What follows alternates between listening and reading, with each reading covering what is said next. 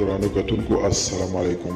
زه محمد سلمان همدرد د حق غږ پښتو چینل خبري لنډیز کې ستاسو کوربه اوس تاسو پام را اړوم د مهمو خبرونو لنډیز ته.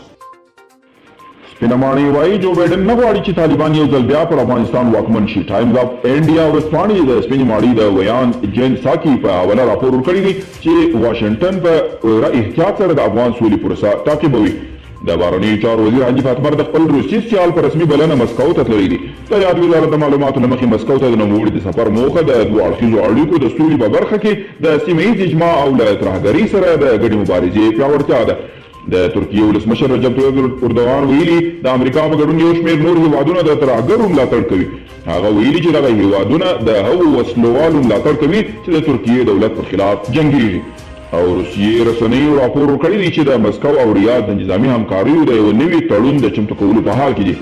د روسیا لیوب خبر شبکې راپور له مخې روسیا او سعودي د داسې یو تړون چمتو کولو په حال کې دي چې پر بنسټ به یې د دواړو هیوادونو یو بل سره نظامي همکاري لا پراخه کړي.